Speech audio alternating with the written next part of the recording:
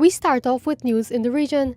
In Jamaica, the Minister of Science and Technology has resigned to allow for the issues surrounding the management of his ministry to be ventilated.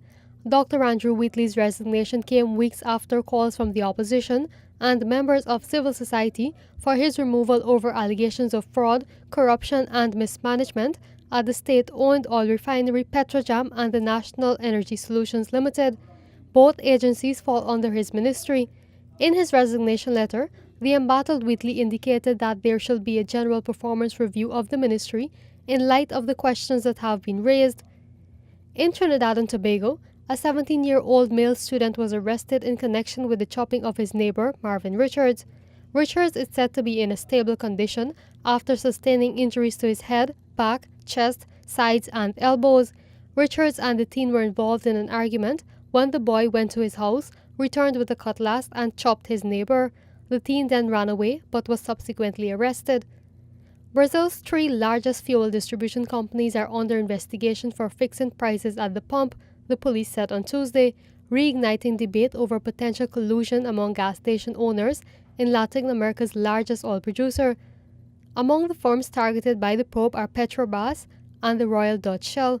The probe comes 2 months after Brazil's economy was paralyzed by a trucker strike over soaring fuel prices. Internationally, 3 journalists believed to be Russians have been killed in an ambush in Central African Republic. The Russian Foreign Ministry said it was in contact with local authorities to establish their identities. The bodies were reportedly found on a road near the central town of Sibut. It is unclear who was behind the attack, but many militia groups are active in the country, which has witnessed ethnic and religious conflict since a rebel uprising in 2013.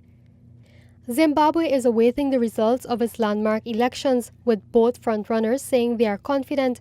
President Emerson Mnangagwa said he had received extremely positive information, but the opposition leader Nelson Chamisa said his party was winning resoundingly. Zimbabwe is electing a new president, parliament and local councils. Monday's vote, the first since long-serving ruler Robert Mugabe was ousted, attracted a high turnout of 70%. The youth vote is expected to be key, with almost half of Zimbabwe's 5.6 million registered voters under the age of 35.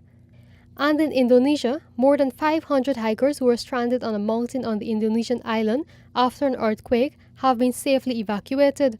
The 6.4 magnitude quake on Sunday triggered landslides, cutting off escape routes. Most of the hikers and guides were able to walk down after a safe route was found for them, but some were flown out by helicopter.